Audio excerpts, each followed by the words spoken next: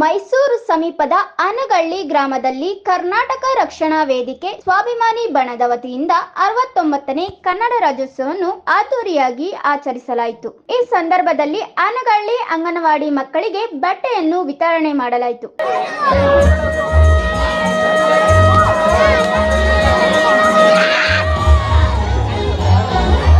ಹಾಗೂ ಈಗ ತಾನೇ ಪ್ರಸಾರವಾಗುತ್ತಿರುವ ಮತ್ತೊಮ್ಮೆ ಕರ್ನಾಟಕ ರಕ್ಷಣಾ ವೇದಿಕೆ ಸ್ವಾಭಿಮಾನಿ ವತಿಯಿಂದ ಮನೋಹರ್ ರವರು ಮತ್ತು ರಿಯಾ ಬಗೇಲರವರಿಗೆ ಹಾಗೂ ಈ ದಿನ ಕಾರ್ಯಕ್ರಮದಲ್ಲಿ ಕನ್ನಡಾಂಬೆಯ ಭಾವಚಿತ್ರಕ್ಕೆ ಪುಷ್ಪಾರ್ಚನೆ ಸಲ್ಲಿಸಿದ ನಂತರ ಕರ್ನಾಟಕ ರಕ್ಷಣಾ ವೇದಿಕೆ ಸ್ವಾಭಿಮಾನಿ ಬಣದ ರಾಜ್ಯಾಧ್ಯಕ್ಷರಾದ ಕೃಷ್ಣೇಗೌಡರವರಿಗೆ ಸ್ಮರಣಿಕೆಯನ್ನು ನೀಡಿ ಗೌರವಿಸಲಾಯಿತು.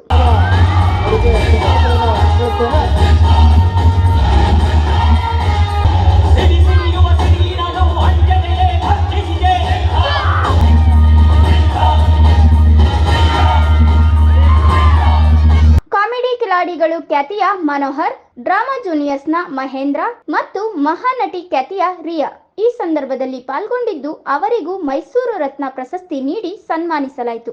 ಹೆಚ್ಚಿನ ಆರೋಗ್ಯ, ಆಯಸ್ಸು, ಸಮೃದ್ಧಿ ನೀಡಿ ಮತ್ತೆ ಹೆಚ್ಚಿನವ್ರನ್ನ ಟಿವಿಯಲ್ಲಿ ಮತ್ತೆ ನಾವೆಲ್ಲರೂ ಕೂಡ ನೋಡಿ ಬೆಂಬಲಿಸೋಣ ಅಂತ ತಮ್ಮ ಮೂಲಕ ಕೇಳ್ಕೊಳ್ತೀವಿ.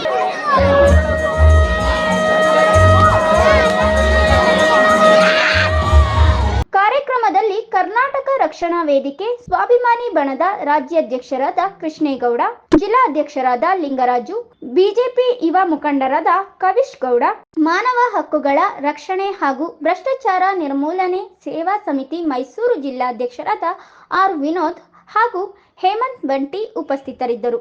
ಬಗೆರವರು ಈ ಒಂದು ವೇದಿಕೆಯನ್ನು ಉದ್ದೇಶಿಸಿ ತಮ್ಮ ಇತರರಿಗೆ ಆಡಬೇಕು ತಮ್ಮಲ್ಲಿ ಕೇಳ್ಕೊಳ್ತೀನಿ. ಇದೇ ಸಂದರ್ಭ ರಸಮಂಜರಿ ಕಾರ್ಯಕ್ರಮದಲ್ಲಿ ಕನ್ನಡ ಹಾಡುಗಳು ನೆರೆದಿದ್ದವರಿಗೆ, ಸಂಗೀತ ಪ್ರಿಯರಿಗೆ ಖುಷಿಯನ್ನುಂಟು ಮಾಡಿತು.